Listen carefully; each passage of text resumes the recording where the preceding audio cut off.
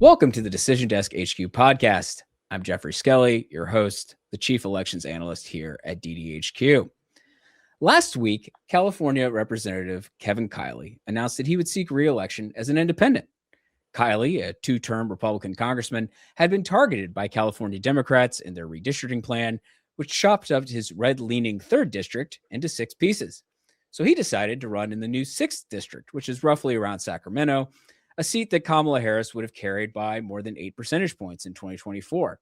Then he announced he would run as an independent and even changed his formal party affiliation in the U.S. House of Representatives. Despite this move, is Kiley really an IINO, if you will, an independent in name only?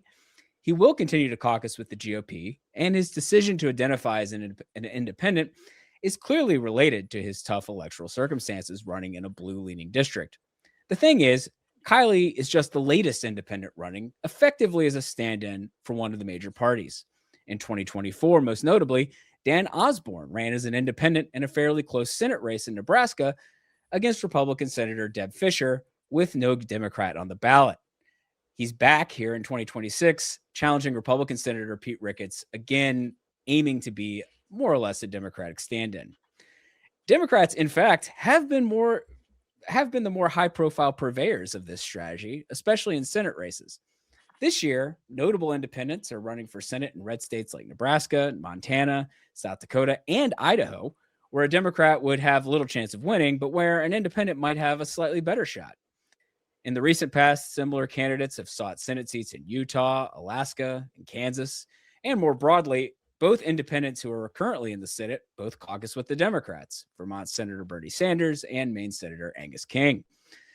So joining me to discuss this phenomenon of fake or pseudo independence is Eric Cunningham, an election analyst here at Decision Desk HQ. Eric is also the editor-in-chief of Elections Daily, and he has dug into this trend of pseudo independents running in down ballot races. So Eric, welcome to the Decision Desk HQ podcast. Thanks for having me, Geoffrey. Yeah. Welcome. Glad to have you on. We've been working together for a bit, so happy to have you talk about this phenomenon. The moment Kevin Kiley announced his decision to run as an independent, we've been talking a lot about this idea. I mean, we were talking about it before the hand, what with Osborne's candidacy and other such situations. But let's start out by just talking about Kiley. You know, he's unusual. He's a House member who is running for re-election, even though he's switching to be an independent. Some of that, though, is probably down to the fact that California uses a top 2 primary system.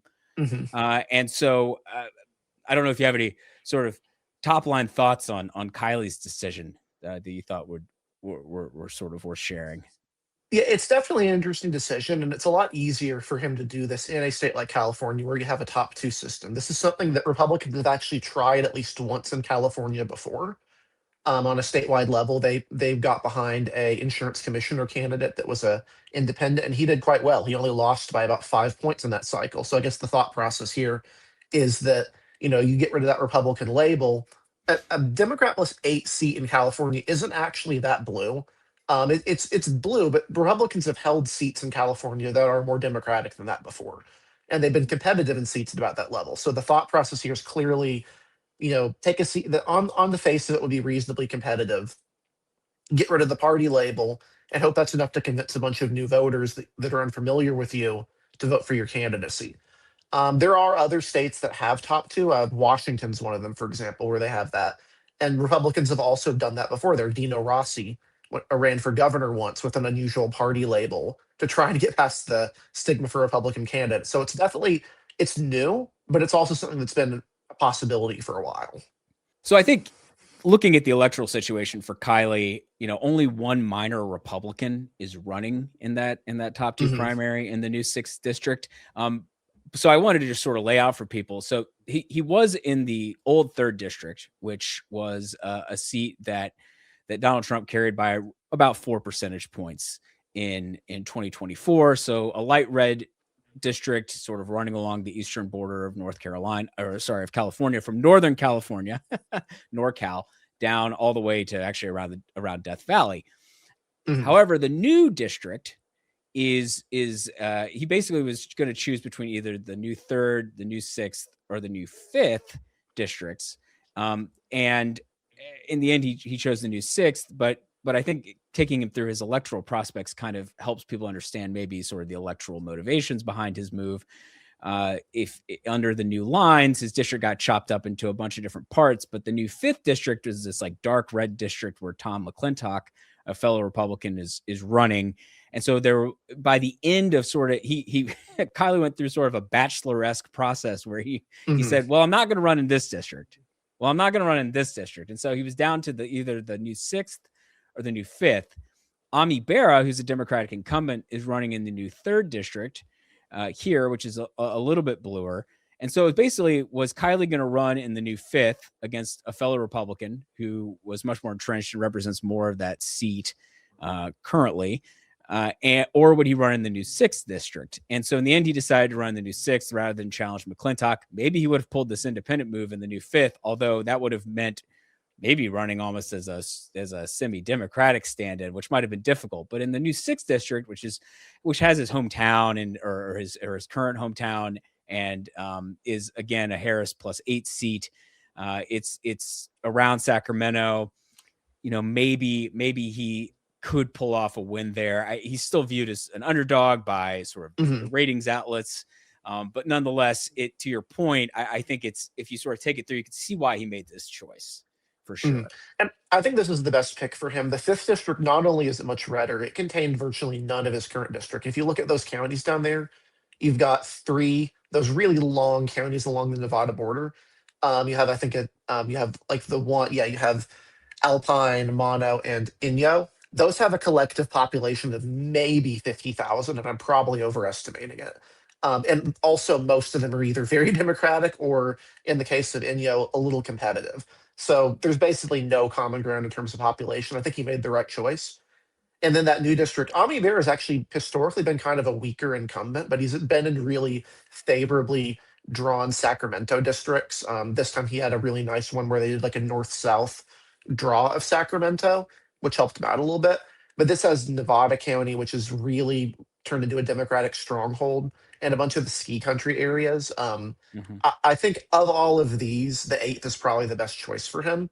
And there really was no other option. Just if you look at the actual split of where the population is, that's a really tiny district, but a lot of people live there. Because you have a big chunk of Sacramento, you got a bunch of the suburbs.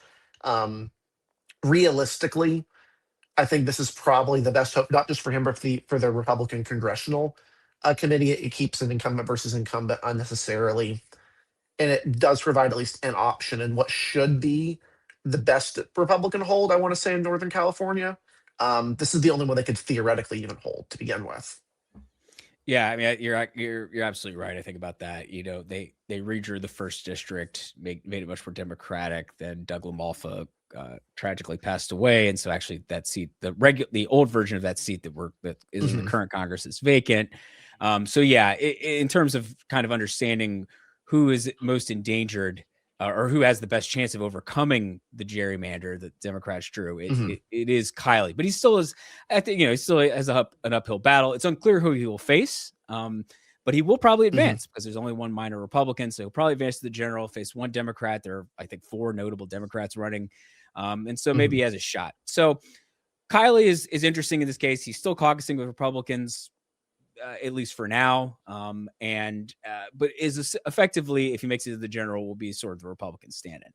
On the other side of the aisle, if you're looking at Nebraska, you've got Nebraska and a few other cases. We're going to talk about Dan Osborne in Nebraska to start, but he's not alone, actually. There are 4, and I just brought up a table for people watching at home, 4 states where there are independent candidates who are trying to run as effectively a Democrat or independent plus Democratic coalition candidate, if you will, in an attempt to beat a Republican in a solidly red state. So, starting with Dan Osborne in Nebraska, we've got he ran in 2024 and came closer, we should say, than Kamala Harris did to winning Nebraska. Yeah, substantially closer. Yeah, and so actually I have our new Decision Desk HQ votes election portal I'll sort of showcase this. So in the presidential race, Donald Trump won Nebraska by a little over 20 percentage points. Was winning close to 60% of the vote. The only places that Harris was carrying were Omaha and Douglas County, and then Lancaster County, which is where Lincoln University Town is in the state capital. But Osborne, meanwhile, came somewhat closer. He lost by a little fewer than 7 percentage points against Deb Fisher. And that was kind of a surprise. It turned into a competitive race. There was a lot of attention given to it. There was a lot of money spent there. So I think Osborne is now hoping for lightning to basically strike twice, and maybe in a more Democratic leaning midterm environment to give Pete Ricketts a run for his money. But I think it's unclear actually if it'll be quite so seamless this time. Mm-hmm. On paper, Ricketts is definitely a stronger candidate, and he has a better capacity to self-fund. That's kind of the big thing that Osborne was able to do last time, is he forced Republicans to spend in Nebraska, and then they ended up losing several Senate elections by really close margin. Michigan, in particular, is one they could have spent a little bit more on. That given how close that election was, it's not impossible to think that if they didn't have to worry about Nebraska, they could have put in more resources somewhere else. Now you got 4 of these guys running. Obviously, 7% is good. It's still not a win, but it's a lot better than 20. And it definitely, Republicans were worried for a reason. It's a race I was skeptical about, and he did prove me wrong.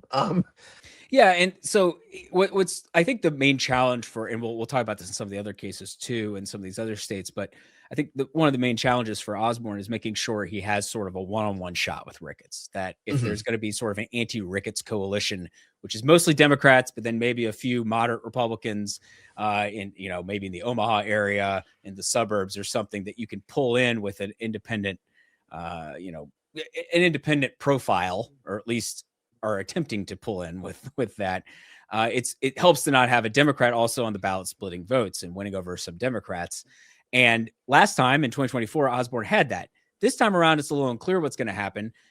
Basically, my understanding of the situation is that there are 2 minor Democrats who have filed. One who has essentially said, if I win, I will drop out and support Osborne. The state party has endorsed Osborne's bid again. So Nebraska Democrats would prefer there not be a Democrat, Democrat on the ballot. But then there's another candidate who is running as a Democrat, who the Nebraska Democrats are basically saying is an anti-Osborne plant. So it will be interesting to see who actually wins the primary there, and whether or not that sort of clears the lane for another head-to-head battle for Osborne. Yeah, the one-on-one thing is kind of essential here. Whenever this has been tried and it's proven to be reasonably successful, it's been when it's a one-on-one contest. There have been times where it's been attempted. South Dakota in 2014, there was an independent candidate. I think his name was Larry Presler, that he was running, but there was also a Democrat on the ballot. Those 2 collectively did force the Republican vote down to about, I think, 53, 54%, but they collectively split the vote together, and it ended up not even being a close race at all. Compare that to something like Utah, where Evan McMullen, who was a credible candidate, who had a track record of success from the 2016 presidential election, where he finished 3rd in Utah, finished close to Hillary Clinton's vote share there, and got a lot of disaffection to Republican voters. He was able to make that a close race. Dan Osborne was able to make this close last time. So it's really important for parties to consolidate and say, we're dropping out. We're not running against this guy. The challenge with that, though, the other direction, is that then Republicans can come in and say they're effectively the Democrat. And for a lot of these candidates, it's going to be a lot harder for them to do the Dan Osborne sale, because many of them had actually run as Democrats before. This proved to be an issue for Greg Orman in 2014 in Kansas, where he had thought about running as a Democrat once, and that was used against him. But you have guys who literally had run as the Democratic candidate or had been previously Democratic state representatives or legislators.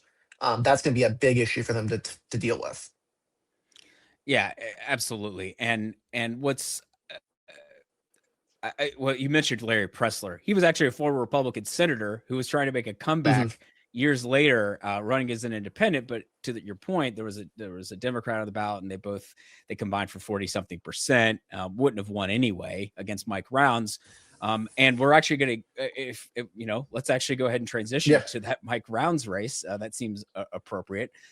In South Dakota, Rounds is running for reelection. There is a little bit of chatter, although I think she's running out of time. Kristi Noem could try to go back and run for Senate. I think she's running out of time to actually do that. But there has been a little chatter about it. But assuming Rounds is the Republican nominee again, he might face Brian Bangs, who is who's running as an independent. The thing is, Bangs ran as the Democratic nominee in the 2022 South Dakota race and got absolutely clobbered by John Thune. I don't think it's disrespectful to get clobbered by John Thune in South Dakota, but if you've already run as the Democrat there, making the case that you're an independent this time might be a little bit more difficult. Yeah, part of the sell Osborne did and was able to be convincing on is that he was able to take a lot of heterodox positions for Democrats. For example, he was running on immigration enforcement. He made that a big deal of his campaign. That's probably the single most major policy shift he made, but it was enough clearly to draw a little bit of distinction between himself and the party. I took a quick look at Bangs' website before this, and he is making overtures. His platform is definitely trying to be Osborne, right? Like sort of populist, like working class policy. One of the things he's going on is Trump's idea of banning corporate ownership of rental homes. That's mentioned. There's stuff about like a Second Amendment, supporting gun rights, but also supporting abortion, which is something that Dan Osborne did as well. And given abortion's reasonably not as much of a 50-50 issue anymore, and in a lot of these areas, clearly, if you look at some of the referendums in places like Kansas that we had as recently as a few years ago, they're definitely trying to craft a lane for that sort of candidacy. But I'll be more interested in somewhere like South Dakota, because unlike Nebraska, there is not a big urban center in South Dakota. The closest thing you have is, I believe it's Fargo. No, Fargo's North Dakota. It'd be Sioux Falls. It'd be Sioux Falls. Yeah. Minnehaha County. Nebraska genuinely has several big cities, Omaha and Lincoln. South Dakota does not. Fundamentally, those areas are where Osborne overperformed. He did better than you'd expect in the rurals, but like his margins were really good in those areas that were more urban or suburban. That's going to be more of a challenge for someone like Bangs in a less urban, more rural state. No, absolutely. And in my understanding, at least at the moment in the South Dakota situation, is also that Bangs might not get a free shot at Rounds. The Democrats there, the Democratic State Party has said, well, we don't really want to get behind a guy who was our nominee in 2022 and is now bad mouthing the party. So there might be an actual Democrat on the ballot, who I think is a state legislator. And if that, comes to pass, then, Rounds. That's not even considered. Yeah, it's not even not remotely interesting. So actually, I think the next most interesting, and perhaps the one where Democrats are now thinking, Democrats and anti-Republicans, if the independents are sort of getting their way here, they're sort of their next best hope besides Nebraska might be Montana, where Republican Steve Daines, right at the filing deadline, announced that he would not seek re-election.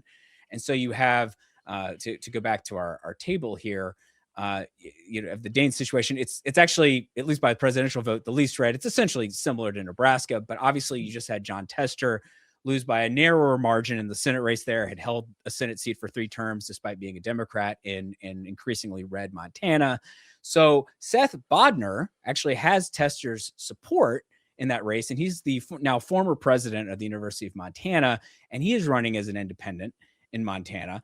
And Tester's endorsed him. There are a lot of Democrats talking about him as being the best shot of winning that seat as an independent. Tester, essentially, who knew exactly how the leak worked, but essentially there was a leak of some text messages or something from Tester bad-mouthing the Democratic Party, that had been a huge burden on his re-election bid in 2024, having that label. And so I think for him and other people supporting Bodnar, the hope is that an independent could make a push there. Yeah. No, this will be, if they're able to clear the ballot, this could be relatively interesting. Even besides Jon Tester, there was a close Senate election, or relatively close Senate election in 2020. For a former governor, or current, I think it was the incumbent governor at the time, actually, Steve Bullock. Oh, yeah, he was outgoing. He was able to pull within 10 or 11 points in a presidential cycle, which is like a 6 to 7% overperformance. Again, I don't think Montana will be a flip target. I think Nebraska is the most interesting because Osborne is a proven property. But it is a matter of money. If Republicans have to spend anything, in Montana, that's money they can't spend protecting North Carolina or Maine. It's money they can't spend trying to go on the offensive in Michigan or Georgia, which are states they think are winnable and would like to flip back. Those are states that voted for Donald Trump in 2024. Um, if they have to spend any money on any of these races, that's a factor they're going to have to raise money, and it's going to be distracting from other more important races on them. And when Democrats need to flip essentially what 4 seats, 5 seats to win back the Senate, they kind of have to look at a board like this. The other option is sweeping basically all of the competitive states, which is something we don't actually ever see happen in midterm cycles. You can get close, but when your pathways we need to win everything, it's better to expand the board than to make that be an option because you're not going to win everything. Yeah, Generally, no, we've not had that type of wave election in probably what 20 years, 30 years. Like you have to go back to some of the really major like Watergate sweeps, for example, to find stuff where basically everything is going absolutely the right way. yeah, and to your point, like for thinking about the Democratic path to a majority, and it helps when you hear this, it helps you understand why Republicans still remain Mhm, favored to hold the Senate. It's flip Maine, where Susan Collins has a pretty impressive electoral track record in a blue leaning state, and then flip North Carolina, which is an open seat, but has had a slight red lean for a while and has been difficult for Democrats to actually win statewide. mhm, I know you're in North Carolina, so you know all about that. mhm. We're Um, excited for another 2 years of election ads for Senate races. million, yes, maybe the first $1 billion Senate race. So those two are basically the Democrats have to flip them because they're Democratic leanings. I mean, they are the most competitive or least red states on the board that Democrats can Mhm, compete in. Also, they have to hold Michigan and Georgia, among other things, and New Hampshire, states that the Democrats currently hold but are more competitive. And then Democrats have to find 2 more seats to get to a net gain of 4. And so it's like, is that Texas, where we obviously just had the Democrats nominated James Tallarico and Republicans have a runoff between Kim Paxton and the incumbent John Cornyn? You've got it's sort of the other 3 states, Ohio, Iowa, and mhm, Alaska are the other 3 that get major mentions. So to your point, it's sort of like, mhm, do we expand the map to include places like Nebraska and Montana? And I will say, just to finish up, sort of thinking about the Montana situation, the other problem for Democrats there and the independent candidacy of Seth Bodnar is that the leading Democratic candidate, former state representative Riley Neal, has said she's not getting out of the way for Bodnar. Now, we'll see what happens by the time you get closer to the election. But nonetheless, that would not give Democrats or the sort of mhm. anti-Republican coalition that head-to-head shot that they need. Like, and just to get a little bit even further before we move on, Maine voted for Kamala Harris by 8 points. That's a pretty Democratic state. Um, North Carolina voted for Donald Trump by 3, and it's only voted for a Democrat twice this century. It voted for Barack Obama in 2008, and it voted for Kay Hagan for Senate in 2008. Every other federal race this century has gone for the Republicans, and most of them have been quite close, but it's been very much a Lucy in the football, or yeah, Charlie Brown in the football situation. Then you're getting to like Alaska, Ohio, Iowa, Texas, all of which voted for Trump by more than 10 points. Some of these are actually closer to Montana than they were, the 10-point line. I think Texas was like a 14, 15 point win for Donald Trump. Um, if you look at the margins like that, these aren't actually that much more out of reach. Montana on paper isn't that much more than Iowa, right? Like Iowa has had a Democratic senator not more recently than Montana. Montana has had one more recently than Iowa has.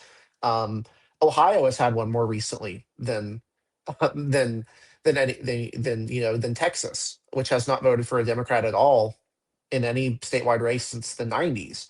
Um, I think Democrats are really genuinely in a situation where they have to try to expand the board. Obviously, they have a pretty good cycle coming up in 2026 or 2028. Sorry, they have a good cycle coming up in 2028 where there's a lot more of the seats. But this particular set of Senate seats is really really difficult to make a breakthrough in.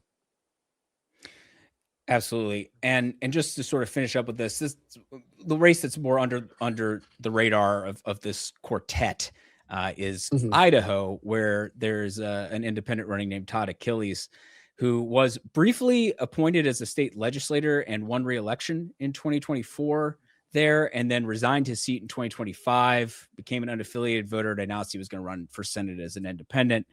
He would face Jim Risch, who's the longtime Republican incumbent there.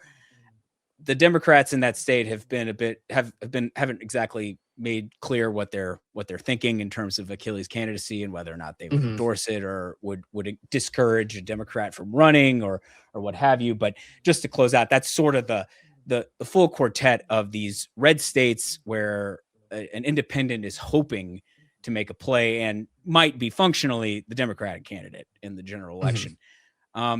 To move on to some sort of recent past cases, you mentioned Greg Orman in 2014 in Kansas. He lost by, I think, 6 or 7 to Republican Senator Pat Roberts, running as independent, but essentially the Democratic candidate, because the Democratic candidate, the nominee, withdrew actually to sort of clear the lane for Orman. But another recent example that is interesting is Evan McMullin, who ran for Senate in 2022 in Utah against Mike Lee. He lost by a little over 10 percentage points. I just brought that up on screen for people who are watching. So he did better than a Democrat would. And he had essentially the Democrats in Utah at their convention could either decide to back McMullin's candidacy or nominate someone of their own. And they voted to back McMullin instead of running their own candidate. And so in the end, McMullin was functionally the Democratic nominee, and he got a bit closer. Lee also is a particularly conservative Republican who has attracted some primary opposition over the years, even though he's won and it hasn't been terribly close. There have been anti-Lee pockets of the Utah GOP, which McMullin was able maybe to latch on to. So again, there's sort of this broad story of independents running who are functionally the Democratic candidate. However, a lot of this is going to matter based on like the state by state situation. Yeah, the Utah one is a perfect example. Even though Utah is a majority white state, in many ways its voting patterns and trends are a lot closer to what you would expect in a state that has like a large minority population, right? Because Mormons kind of function as their own, or specifically in Utah as their own specific group. And a lot of those Mormon voters were very, very skeptical of Donald Trump when he was the Republican nominee in 2016. To some degree, that's gone away. Trump has run away with Utah the last couple of times, but his support's been a little bit softer than you would expect from a Republican nominee in Utah. And McMullin was basically the perfect guy to go for that. He ran as an independent conservative candidate in 2016, and he got about almost as many votes as Hillary Clinton did in Utah. There was a time he was actually polling competitively to win the state. There was some people who thought he had a chance to win Utah, and if it were close, that it could, super duper close, that he could sway the electoral college. That was the general idea. But when he came back in 2022, not only was he running against Mike Lee, who was a lot more polarizing than he was in 2016 when he actually outran Trump by a wide margin, he also was able to point to that he had a conservative track record. He had been an operative and stuff. Now his campaign was a lot more liberal than you would expect of a conservative, candidate. But all of that stuff on paper is stuff that appealed specifically to voters in Utah who might not like Donald Trump, but wanted a more polite type of politics. But that's another thing you would get out of these is Utah politicians. John Curtis is a lot more bipartisan than you would expect of a Republican senator from a state that voted for Trump by 30 points, and he actually was a former Democrat. You'll find cases like this. It's a lot harder to get a specific perfect storm like this in Utah that you would get everywhere else, right? Like you go back to Kansas in 2014. That was another perfect storm candidacy. The Democrat dropped out midway through. Greg Orman was well funded and he was really smart. He was running a really clever campaign. The incumbent Pat Roberts, a Republican, had faced a Tea Party primary challenger and only had narrowly beaten him. And he was also very unpopular because he, one, was very old, and two, probably didn't live in Kansas by that point. He had some residency complaints, which are a factor that genuinely does matter in Senate elections. It, to some degree, has sunk probably 2 or 3 senators in the Midwest over the last decade or two. And even with all of that, he was still only within 11 points because Republicans were able to, by the end of it, tie him to Democrats. One thing that comes to mind is on Election Day, Joe Biden who was then the vice president, had said that Greg Orman was going to caucus with him when Greg Orman had promised throughout the entire campaign he was not going to. Is that enough to make an 11-point margin? No, but I think it would have been a little bit closer if he didn't have that sort of confirmation that it would have been a caucus.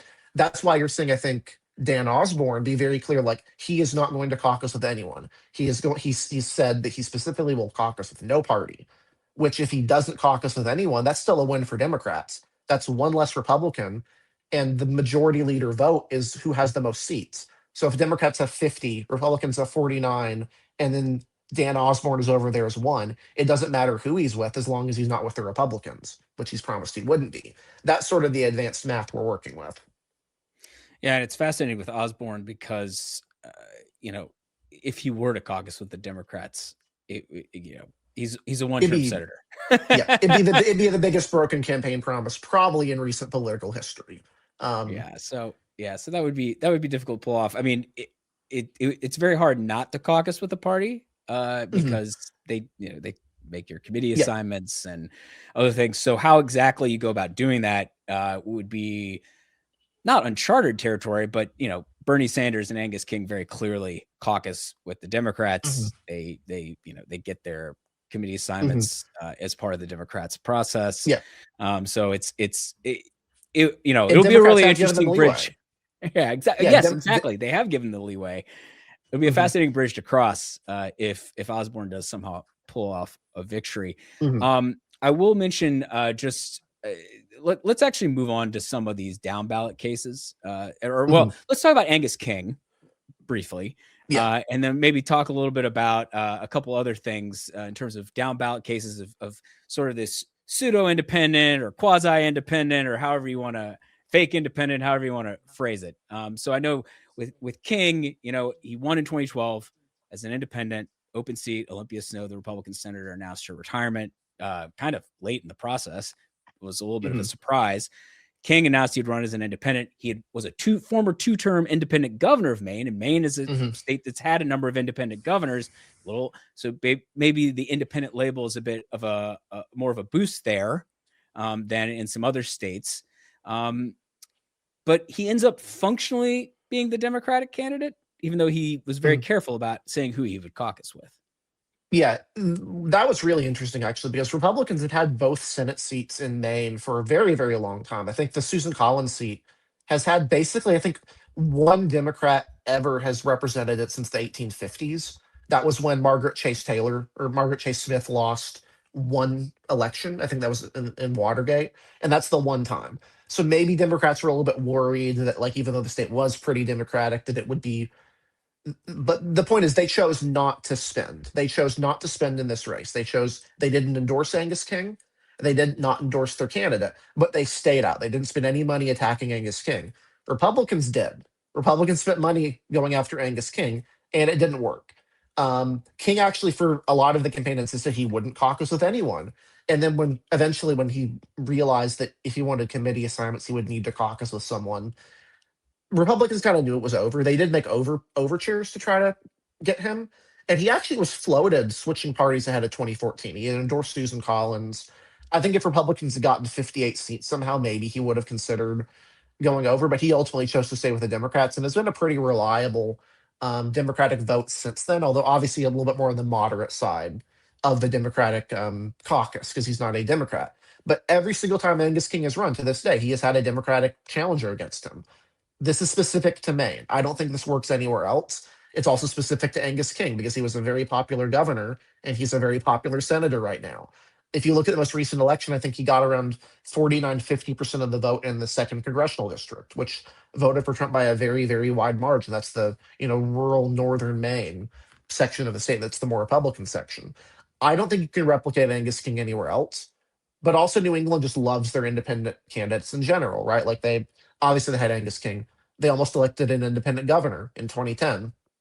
You had Elliot Cutler as the independent nominee that allowed Paul LePage to win. You had Lincoln Chafee, who was a former Republican, ran for governor as an independent in Rhode Island with Democratic endorsements and won. I think he had Barack Obama's endorsement, for example. You had Lowell Weicker in Connecticut in the 90s. For some reason, obviously you have Bernie Sanders, and then you also had Rhode Island's other senator, his name slips me, that switched parties after the 2000 election. New England just likes these guys. New England just likes these candidates that are independent. And I'm honestly surprised Republicans have not made some overtures to try and get their own fake candidate in like Massachusetts or something. I'm not saying they could run Charlie Baker, but they could probably find like a guy. But also the party there's pretty MAGA or had been pretty MAGA until recently. So that could also be an exception here. Like Democrats and a lot of these seem to be more pragmatic about their odds, especially in somewhere like South Dakota. It's what a Republican plus 30 state. I think they rightly realize they're not going to really be winning many elections, and this gives them a better shot. Whereas, like, I think a lot of these Republican MAGA types in Massachusetts are more than happy to go down with the ship. As long, they're going to vote for the R, and even if they lose, they're going to vote for it. And I think these have to work on a state by state basis, right? You have to have the right candidate for the state. You have to have the right situation for the state. And in Maine's case, Angus King is clearly the right candidate. But I think the moment he retires, will the Democrats field an actual legit candidate? Yes, they will. And there's no doubt about that. Yeah, no, I think you're absolutely right about that. To look at King's performance in 2024 in Maine, what's interesting is that a Democratic nominee in 2012, 2018, and then 2024 got about 10 to 13% of the vote each time. So there was like a group of voters, probably, I would imagine, concentrated progressive types in Southeast, more progressive Democratic voters who were like, I'm not voting for King. Of course, they also knew King was well ahead. And so, felt like they could vote for the Democratic nominee without maybe feeling like their vote was going to elect a Republican, maybe. But King is interesting because also his son is running for the governor as a Democrat. Yeah. Don't they also have ranked choice in Maine? So even if it had gotten below 50%, they could have still ranked King second in 2024. Yeah, that's absolutely true because that all came in. Actually, that came in the aftermath of that 2010 race where Elliott Cutler did so well as an independent and Paul LePage ended up winning as a Republican with not a very large plurality of the vote. And although they have not been able to apply it yet to the governor's races because of some constitutional issues over the language in the state constitution, but they are using it in their primaries and federal races. So when it, that will be potentially a thing in the Senate race in Maine this time around in 2026.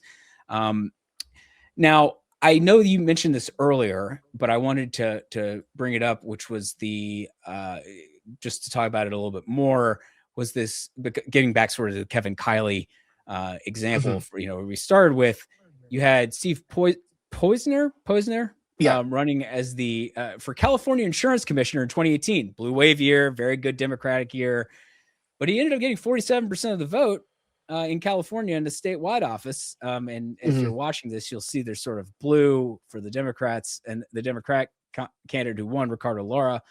But then the Steve Poizner's candidacy here in sort of a teal.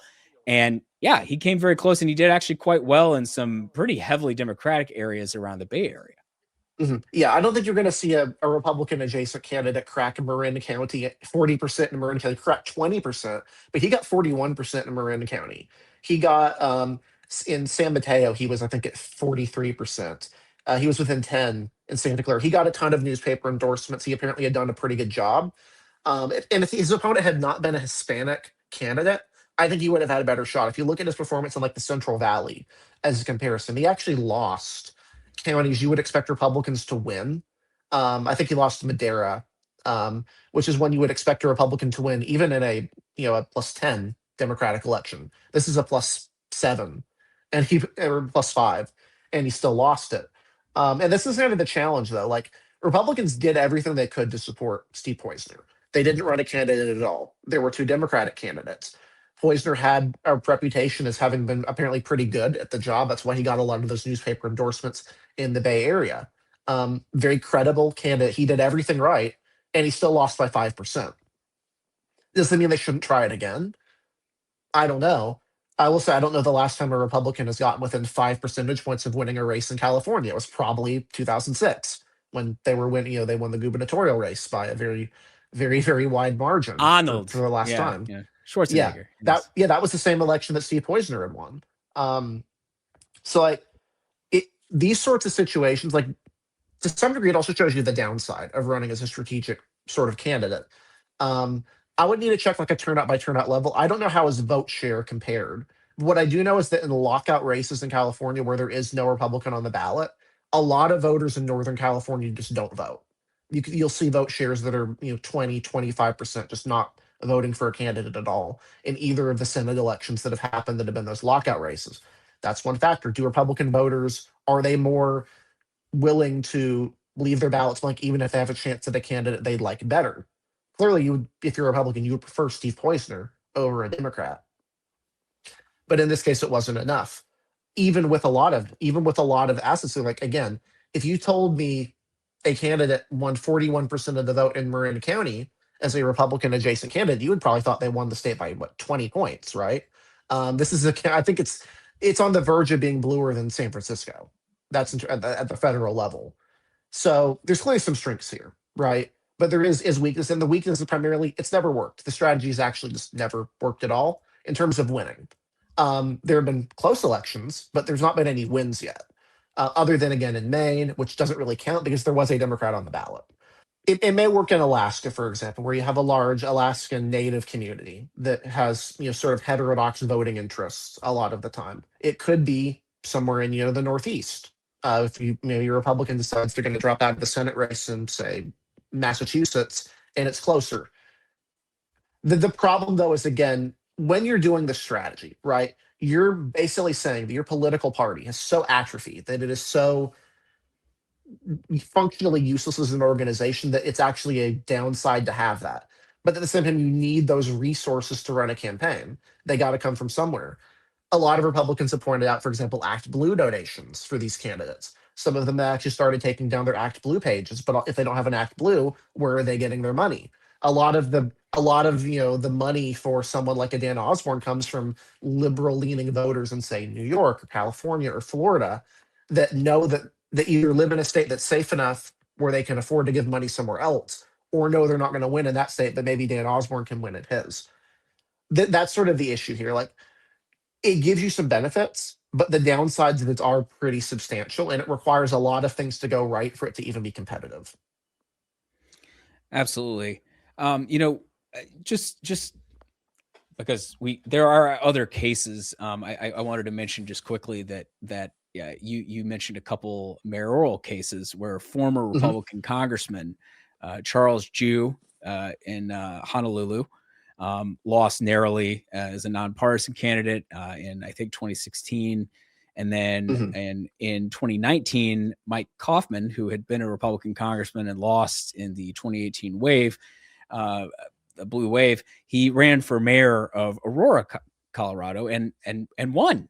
Mhm. Now, these were nonpartisan races, so maybe that helped in some respects.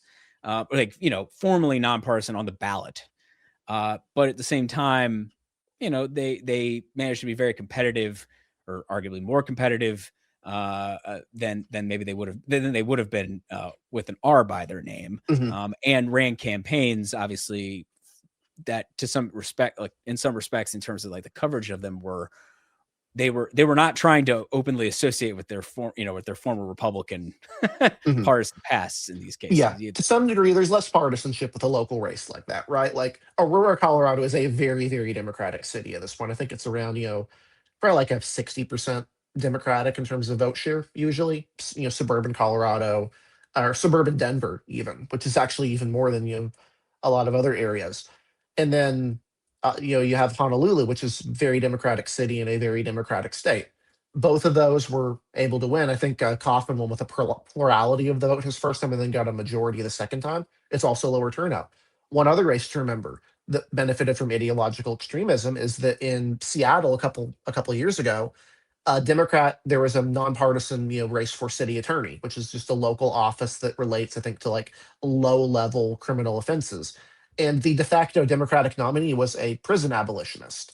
Um, the other candidate was a former Republican who was running on not abolishing prisons, and she managed to win by I think about 5% in Seattle, which is about as democratic of a city as it gets.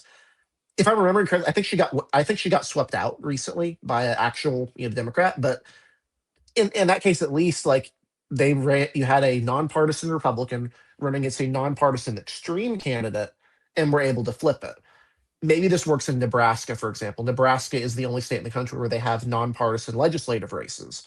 Um, they have a unicameral legislature, and both candidates on the ballot are nonpartisan. There are no party primaries in Nebraska. Parties endorse the candidates, obviously, and they roughly, organize in the legislature. But strictly speaking, there are no political parties on the ballot in Nebraska. It's easier to do this sort of stuff. Maybe you get more of these top two states, or jungle primary like Alaska, right? Like that's one of the reasons Al Gross, he tried this a couple of years ago, but you also had on the Democratic side Mary Peltola. If she had run as an independent, I think Mary Peltola might have won by a very wide margin in that first election, given how aggressively the two Republicans were fighting against each other. Obviously, there's a lot of upside to this, but the fundamental reality, I think, for both parties is these are areas that are unwinnable, right? Your map is limited. If you're a Democratic Party, right off the bat, there's like 20 states that are going to have two Republican senators forever, and you're not be able to get anything from them. If you're able to cut off one or two of those, all of a sudden, your path to a majority is a lot clearer. It's the same on the Republican side. They have to do really well in a lot of swing states. Obviously, it's a little bit more favorable for them at the moment, but there are a lot of smaller Democratic states that have these sorts of senators, and there are states that would never vote for a Republican senator.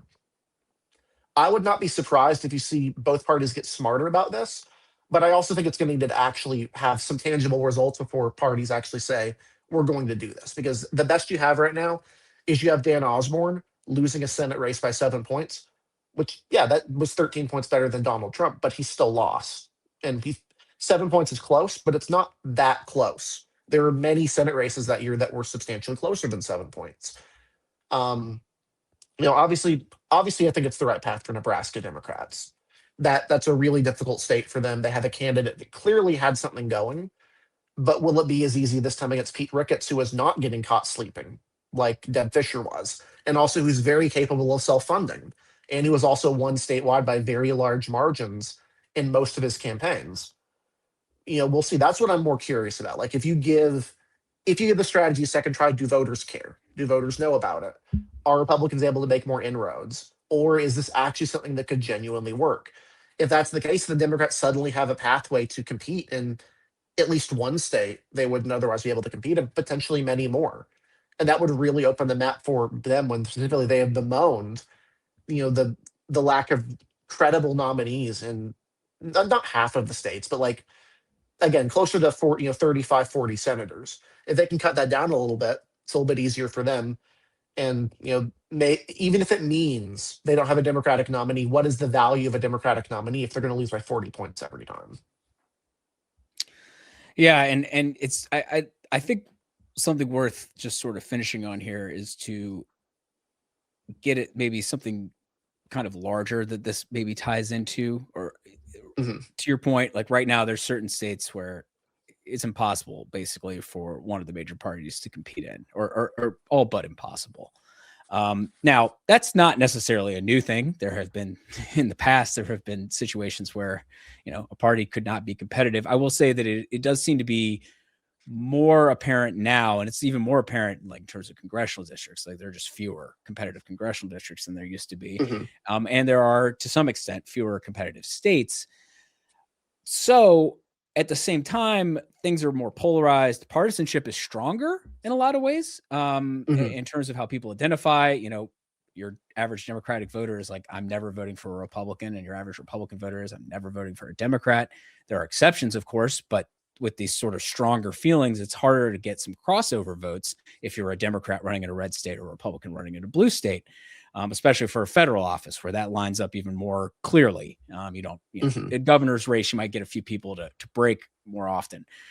But at the same time, you have weaker parties. Now, you did mention correctly that like party organizations still exist and they're really important. So like for Dan Osborne, he'd like to have the Democratic organization in Nebraska working behind him because they're volunteers and people who are committed to, activists who will do work on his behalf. But in terms of like the control the parties have, it's weaker. And the current environment is such that your average voter has like a really strong disdain for partisan politics. So it's like kind of this ironic situation where people are more partisan in terms of their voting behavior, but they're really pissed off at like the political environment and don't like partisanship. And so they're more likely to identify as independent. Even if they do tend to lean, most independents lean toward one party or the other still, and they usually vote for that party. So it's kind of this, I think that has also made this a path where it's like, well, given the current polarization of things, Democrats are not going to win in a statewide race in Nebraska, except in the most incredibly favorable circumstances. But people also are looking for independence. They like hearing that people are independent. Doesn't mean they're absolutely going to vote for that candidate. Well, Osborne found out in 2024, no, but they could get closer. Yeah. And that's the interesting thing. Like, in my opinion, a lot of this boils down more to negative polarization than it is to political party polarization, right? Yes. Like, you may not, if you're a right of center voter, you live in a red state, you have a Republican governor, Republican government. Maybe you don't approve of everything they're doing, but do you approve of them more than you approve of the Democratic candidates running on the other side? That's the case. Oregon's the exact opposite direction. For basically the last decade, their governors have been very, very, very unpopular in Oregon, usually towards the bottom of popularity. But they also have kept voting for Democratic governors every single time. They've not got more than 52% of the vote this century, but Republicans have also not won a gubernatorial race in Oregon since the 80s. Would there be a benefit, for example, there for Republicans saying, look, our floor is 45%. We can't win. But maybe there's this Democratic state senator, who ran last time. Maybe if they had dropped out and endorsed her, she would have been able to run as an independent, conservative-leaning, state senator from an outlying area and provide a stronger challenge to, I think it was Tina Kotek, who was the nominee that time, and who's turned out to be a fairly unpopular governor. We're probably going to see the same lesson play out again this cycle. Like, to some degree, voters are going to have to express their dissatisfaction with their government in one way, but they're not going to do it in a matter where it means they're voting for something they really, really don't like. And I think if there's anything that's been shown, especially for Democrats in a lot of red America, it's the party name is worth nothing. It's worth next to nothing. Nope, there's no, in Nebraska, you say you're a Democrat running for Senate in Nebraska, that's not going to get you anywhere. You say you're an independent running for Senate in Nebraska, it clearly gets you closer. Again, the problem is fundamentally we're a two-party system, right? We've been a two-party system for almost the entirety of American history. There's never really been a concerted third-party movement that's pressed considerable pressure on both parties for an extended period of time. Go back to the Federalists, the Anti-Federalists, the Whigs and the Whigs and the Democrats and the Republicans since then. People clearly know they have two choices. One of them lines up one way, one of them the other. I think the independent thing has clearly shown that to some degree, a lot of it is name. Because Dan Osborne, he did have a different view on immigration, but on most of his other issues, he was pretty standard, left of center.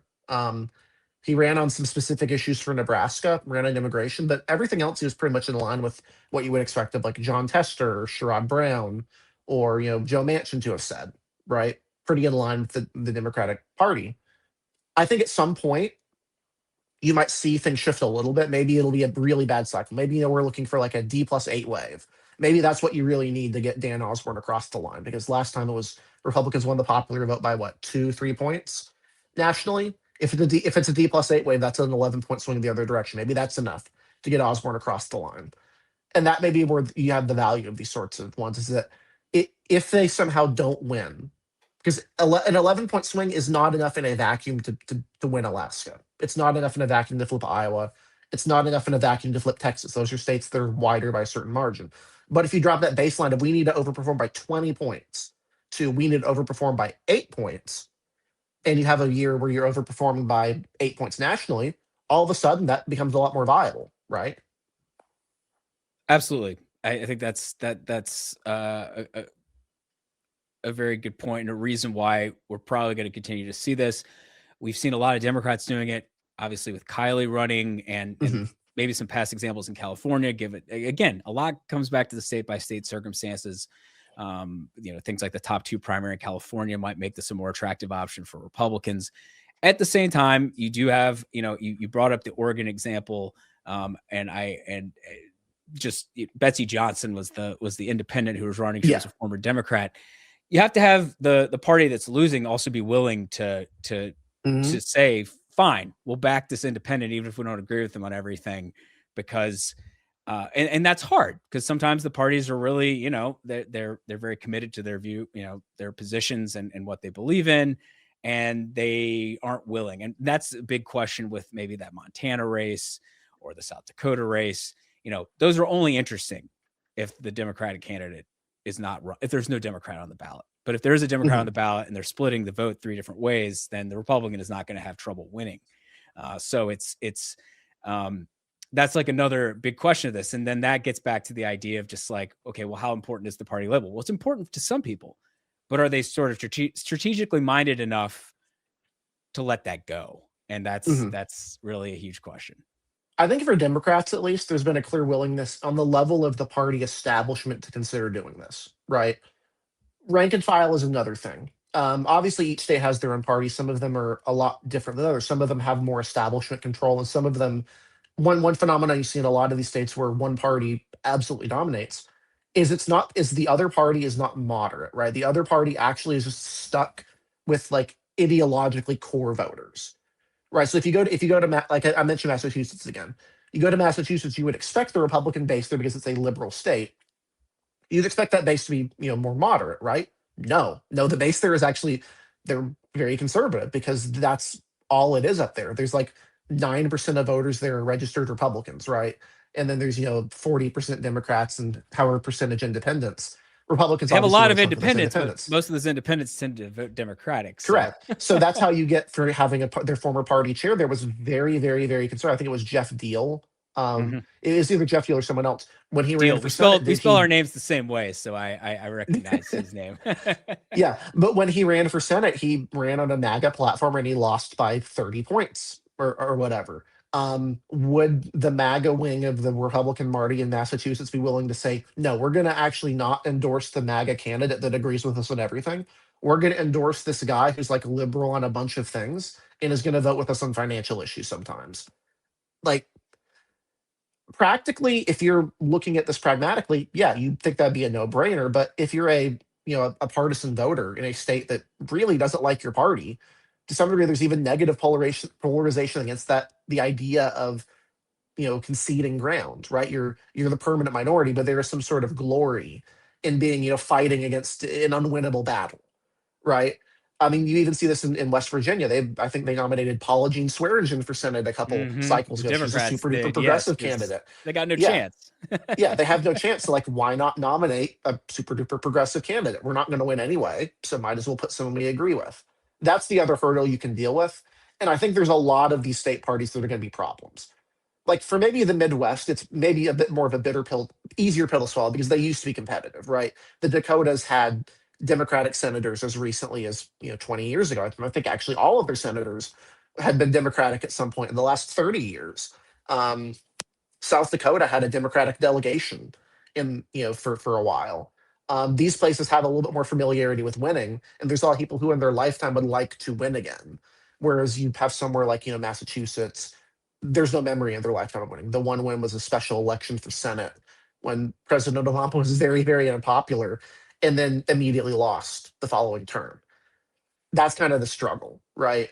Um, and that's one of the fundamental limiters of the strategy. You have to be willing to eat your pride, say, we can't win. We're going to nominate someone we're going to side with someone who can and hope for the best. And when that's not even working, like it is working in the sense that it's closer, but is it resulting in wins? Right? Like close in elections, close is nice, but realistically, close only counts in horseshoes. Nobody cares if you lose by 1 point or if you lose by 30, it's still a loss. I think we're going to need to actually see some of these guys win races before you see some of these state parties look at this and say, we can actually do this. Because when your best example is Evan McMullen losing in Utah by 11 and Dan Osborne losing by 7, that's great if you're a Democrat who wants to troll Republicans into spending money. Is it objectively great in your odds of winning the Senate? Not really. You kind of need to win the districts. You win these elections. I'll be very curious about Kiley. With Kiley, though, is such an obvious case of like mid-cycle. I'm a Republican. I'm only switching as independent because I got redistricted out of my district.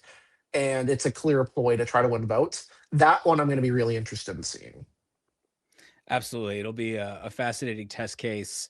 And if it works for him, it could inspire imitators. And if it doesn't work, it'll be interesting to see how much it may have shaved down the margins in a race that might not otherwise have been all that competitive. Yeah.